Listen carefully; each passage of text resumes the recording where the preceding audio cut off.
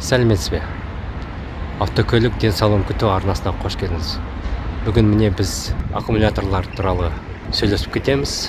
Егер де сізге аккумуляторыңызды ауыстыру керек болса, қандай сізге аккумуляторды алған дұрыс және қандай алмаған дұрыс екендігін айтып кетеміз. Жалпы аккумуляторлардың төрт түрлері бар. Бұл біріншіден бұл ескі технологиямен жасалған аккумуляторлар. Ескі технология дегеніміз бұл қорғасынға сүрме қосылған аккумуляторлар. Қазіргі таңда бұл аккумуляторлар өте сирек кездеседі. Екінші түрі бұл гибридтік аккумуляторлар. Минус қорғасынға сүрменің орнына кальций қосылған аккумуляторлар. Аккумуляторлардың үшінші түрі бұл толық кальций қосылған аккумуляторлар. Яғни минус және плюс қорғасынға кальций қосылған. Төртінші түрі бұл АГМ аккумуляторлары. Бұл аккумуляторда электролит сұйық түрінде емес, сондықтан гель ретінде жұмысын атқарады. Қазір нарықта ең көп тараған аккумуляторлардың түрлері бұл толық кальций аккумуляторлары. Сондықтан біз нарықтағы аккумуляторларды бағасы бойынша үш топқа бөлетін боламыз. Аккумуляторлардың бірінші тобы бұл 30 мыңнан арзан аккумуляторлар. Бұл аккумуляторлар 2-3 жылға дейін жұмыс істейді. Екінші топ бұл орташа топ. Бағалары 40 мың теңгеге тақау аккумуляторлар. Бұл аккумуляторлар 3 жылдан астам жұмыс істейді. Екінші топтағы аккумуляторлардың бағалары арзан аккумуляторлардан 2 есе қымбат. Сонымен бірге жұмыс істеу жылдары да арзан аккумуляторларға қарағанда ұзақтау болады. Ал үшінші топтағы аккумуляторлардың бағалары нарықтағы орташа бағадан 2 есе қымбат, яғни 80 мыңға тақау бағалары. Ал жұмыс істеу уақыттары 5 жылдан 8 жылға дейін созылады. Міне варта 60 ампер, 74 ампер, 680 ампер сағатына. Жоқ, мынау 680 деген бұл жалпы көлемі. Мощности, я. А мынау 74 деген ол ампер сағатына деген қалай түсінуге болады? Аккумулятор 70 размері. Размері. Сізге 70 керек қой, 70 ашты. Надар сонда 75 мың тұрады. 76 мың теңге. Өз аккумуляторында келсен, 7 мың теңге минус. онда 7 мың теңге минус. Сіздің желіңізде, е? Мынау түріктің аккумуляторлары. Сонда Надар бағасы 75 мың ба? Түріктердікі де қымбат екен, е? Мұтлу? Міне, мысалы, мұтлу Бағасы бірдей. бірдей, е? Яғни, мынау да 75, немістің 76 мың. Мынау 76 мың. Ресейді қарастырмайық қояйық. Қазір Ресейдің жағдайы жоқ. Су және аккумуляторды шығаруға. Біздің қазақтардың аккумуляторлары бұл Талдықорған зауыты Қайнар шығарады. Міне мынау бюджеттік. Крона міне. Жеңіл көліктерге крона. Бұл бюджеттік. Жақсылары қазақтардың ішінде бұл міне Вестар деген. Міне Toyota келіп тұр, Камриға 700 амперлік. Бұның бағалары 40 мың. 40 мың теңге, міне көріңіз ғой. Төртінші саны жылды белгілейді. Биылғы жыл. Мынау да Қайнар рейсер деген.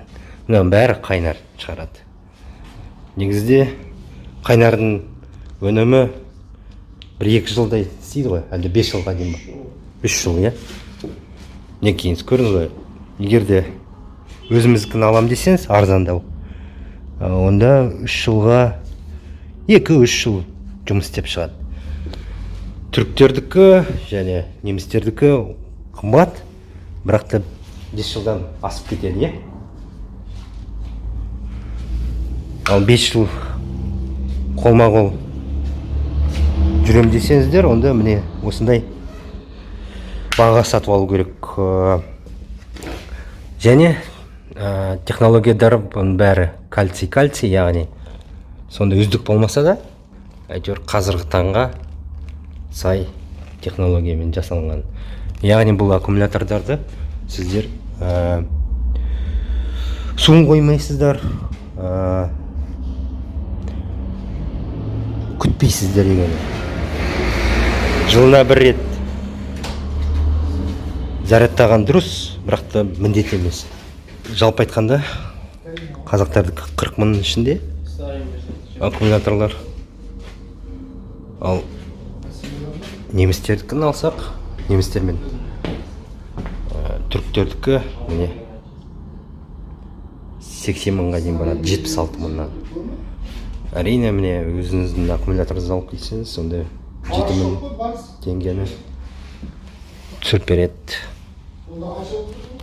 Ең күштісін алсаңыздар, міне 76 мыңдық немістердікін, Energizer немесе Varta, немесе міне түріктердікі, Инчу, Аку және Мутлу, немесе Корея Hyundai'дың өзі.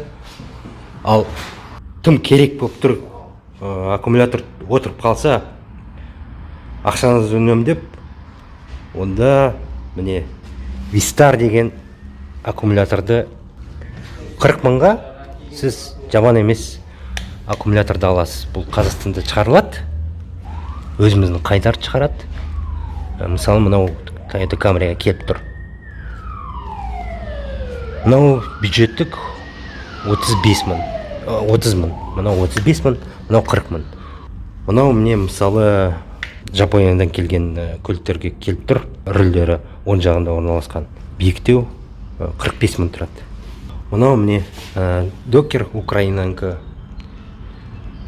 Негізде жақсы аккумулятор, бірақ та белгісіз. Қазір Украина шамасы бар ма сапалы аккумулятор шығаруға қазіргі жағдайда дегенім ғой.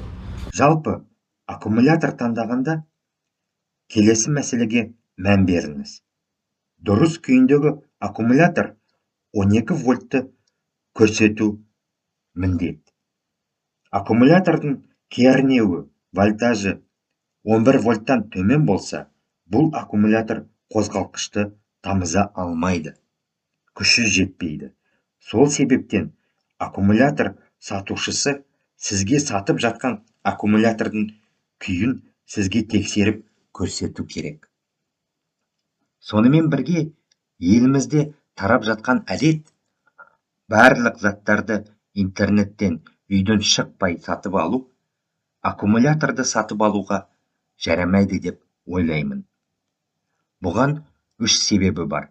Бірінші себеп, сіз аккумулятордың күйін тексеріп алу керексіз. Интернеттен сатып алғанда, сіз аккумулятордың күйін тексере алмайсыз. Тек дүкендерде сатып алғанда соны жасауға болады. Екінші себебі,